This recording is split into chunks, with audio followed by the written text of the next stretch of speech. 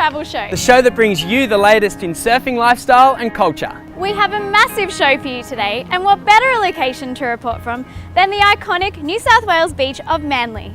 In this week's show, we're going to take an inside look into the workshop of one of Australia's most popular surfboard manufacturers, Bennett Surfboards, and have a chat to Tom Bennett, the future heir to the empire. That's right, Dave, and we find out why a Bennett surfboard is fit for a future king. And no episode would be complete without a serving of an outdoor dish by our very own outdoor dishers, Kyle and Christy, who are going to show us how to cook a chook, Mexicano style, with a seriously spicy lime and mint salsa. Sounds pretty yum. We're going to catch up with Manly-based grunge band Morning of the Earth and review the critically acclaimed world premiere of Spirit of Akasha, the new surfing movie featuring at the Sydney Film Festival. We'll bring you the latest reports from local surf competitions and local surf fashion and, well, everything surfing. But right now, we're going to dive in with Courtney, who's chatting to ProDive in Coogee, and find out how you can become a dive instructor while we go out for a quick wave.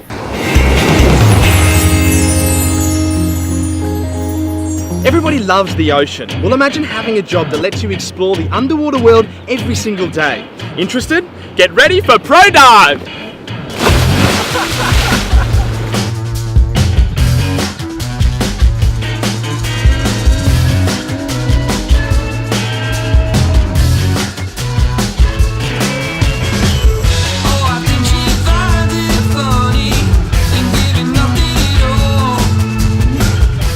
Brad, how long have you been a ProDive instructor? Well, I'm 27 now and I've been with ProDive for about 4 years. And can anyone become a dive instructor? There is some requirements that you need to fulfill, medical requirements, and you need to know some swimming techniques and stuff, but apart from that, it's all in the course. What about sort of your physical state? We've got a dive instructor now with one arm he's doing his training with us. Anything's possible. And do you take people with disabilities diving as well? Yeah, we take everyone through to quadriplegics. And what sort of specific courses are available or do you have to do before you become an instructor? Okay, so you've got your open water. Yep. That's your first one. Okay, that goes through all the basics of the training of how to dive, the equipment and safety. Then you go into the advanced course, and that teaches you a little bit more about being underwater. Not so much like the equipment, but more yourself in the water. Then you go to your rescue diver course, which is more about situations of what's going to happen if things go wrong. Okay, you need to learn about those safety techniques. So that's the third course, and then the fourth course is the dive master course, and now you're getting into the professional training. So that's a bit longer course. That's about a 2-week course full time, and that teaches you how to, again, safety and how to lead dives and how to help out and assist an instructor as well. Then you get into instructor level as well after that. Right. And so when you are fully qualified, can you just go out by yourself diving wherever you want? Yeah, so that first qualification is a certification. So you've got a card for life, go out, dive wherever you want. Okay, and how long does it take to become a ProDive instructor? You can do it two ways. You can do it either a part-time or a full-time programs, and it can go as short as 6 months. 6 months? Wow, so in 6 months' time, you could be taking your own classes, deep sea diving. Yep, out into the ocean. And do those qualifications carry anywhere overseas, internationally? Anywhere in the world, pretty much, yeah. So once you've got your ProDive instructor certificate, you can take courses in Egypt? Yep, as long as there's water and ocean, you've got a job.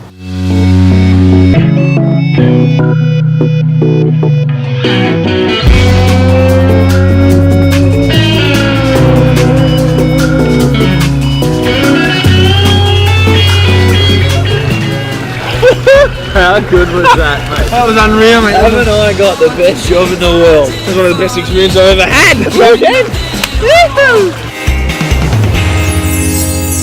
We're gonna get stuck into making a really good, nutritious, healthy, tasty dish. Smoked paprika chicken taco with my spicy mint and lime salsa. We've got everything right here and it's really fresh. Perfect. So how many chilies are we going to use today? I think we'll use 3, but you can adjust that for how spicy you like your salsa. So why are you exactly taking the seeds out of the chili? Well, the seeds make the salsa extra spicy. Okay. Let's start with the herbs. I'm gonna find some mint. finely chop the garlic. I'm going to tip the garlic in, followed by the chili. And if you can give that a really good bash around for us. Nice bash around. The colours in there are absolutely looking amazing. You can see like, yeah, all the smells are coming out of the chili, the garlic, and all the juices and stuff as well. So it's looking really nice. They say you eat with your eyes first. Would you like some olive oil in there? Yeah. Does that help or? Yeah, it helps the flavor come out of the garlic and the chilies. Okay. Basically, we're going to use all of this to marinate our chicken breasts. Yeah, and the olive oil will also help tenderize. We're using extra virgin olive oil. Yeah. And it has 0 cholesterol, so it's also really good for you. Oh, perfect. Oh yeah, I can see it becoming a paste now, so I think I might get started on chopping my vine-ripened tomatoes. I find the flavor a lot better from vine-ripened tomatoes, and they're higher in antioxidants than regular tomatoes. The mint and the cucumber give the salsa a real cooling effect, which counteracts the spice nicely. It's almost like it's dancing on your tongue. Move on to my next ingredient, which is Spanish onion. Now I'm going to do the lime. So I like to cut my limes into quarters. And is that for the Coronas or? The Coronas, we cut them into the 8s. You're getting ahead of ourselves. So 2, 1? Two would be better. Perfect. Very manly with the both hands. So let's move on to the smoked paprika chicken. There is already some marinade in here that I made last night, but extra is always better. So you can just pour that in. Give the chicken a little massage before we really get to know it. Oh, beautiful job. Let's add a little bit more smoked paprika. So I'm going to butterfly this chicken, which is a technique where you're basically cutting it in half and making it twice the area, which will make it cook faster on the coals, and it tenderizes it as well. I'm just going to go throw this on the hot coals, and I'll be back. Why don't you get started on our handmade tortillas? Okay, so I've got the handmade dough here. So let's start getting into it.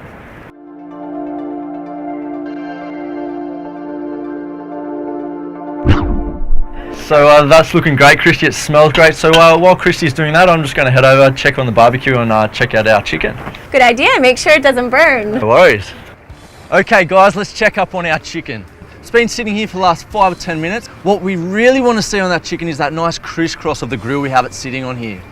That's beautiful. If this was smell-o-vision, your mouth would absolutely be watering. What we really need to make sure we don't do is overcook that chook, because none of my mates like a dry chook at all. So I've got our handmade tortilla hot off the grill, ready to go, ready for some chicken. And now I've got the chicken nice cooked and sliced perfectly. I'm going to layer this chicken on my handmade tortilla. Oh, it looks beautiful with that smoked paprika color coming out. Of course, because I cooked it. I cannot wait to eat this. And for you, I mean for me, I have a homemade smoked paprika chicken taco with my spicy mint and lime salsa. Give it. Hey, ladies first.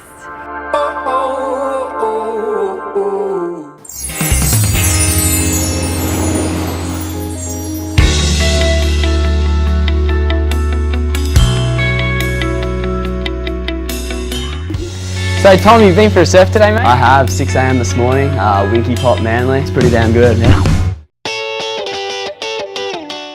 Tell me a little bit about what's happening at Bennett's Surfboards recently. Just trying to keep up with time sort of thing. Boards are changing rapidly these days, you could say. A lot of people sort of differ in shape, what they tend to ride, so yeah. What boards are you riding at the moment? In the bigger waves, so coming into winter, I like to go for a bit bigger of a shortboard, so 6 foot sort of plus, single fin, very flat rocketed, super fast for sort of barrel riding and things like that. And then when the waves are smaller, just like a 9'3" single fin longboard. So I was recently doing the Mal comp up in Byron, and I was riding a Barry Bennett 9.6 Mal, which is performing really well. Tell me what's happening at the moment in terms of the latest development with your longboards? We're just kind of changing with times, you could say. Sort of keeping up with things. The boards are changing rapidly these days, you could say, in shape and everything like that. So yeah, just keeping up with things. Yeah, and tell me, like, Bennett Surfboards doesn't just do boards for obviously longboarding, but it also does a lot of stuff for the surf life saving community too. Yeah, that's right. We also do the surf life saving. We do longboards, and we do all the raw materials for surfboards. Okay, so there's so many amazing boards in here. Can you tell me a little bit more about Bennett's as a company and how long it's been in Australia for? Yeah, Hayley. Bennett Surfboards actually originate in Barry's backyard, which was over 60 years ago. And today, as you can see, it's turned into a surf shop just like this. And Barry Bennett, who is the godfather of the whole company, he's still here working today, is that right? He is. He comes in every day, works 8:30 till 4:30. So it's a real family-run company. It is family owned, family run, 100% Australian made. So Tom, tell me, how did Bennett's get the honour of designing a surfboard for the future King of England, Prince George? We got approached a couple of months ago and we were lucky enough to get this fantastic opportunity to do a new surfboard for the royal family, which was a great honour. So who approached you about this? How did it all come about? Tell me. The Mayor of Manly actually approached us, and because with all the sponsorship work we do throughout the community, they actually said, as a good family-owned business, will you do us the pleasure of making the board for the Royal? And did you get to meet any of the Prince or Princesses? I didn't, but a couple of the other people that worked here actually got to present it to them on Manly Beach, which was a fantastic. That's amazing. And did they have good feedback on the board? They did. I'm sure they're going to hang it somewhere in his bedroom, or he might even be. You might see him down at Manly surfing, toes in the nose in a couple of years. His next visit, he very well could be. Yeah, amazing.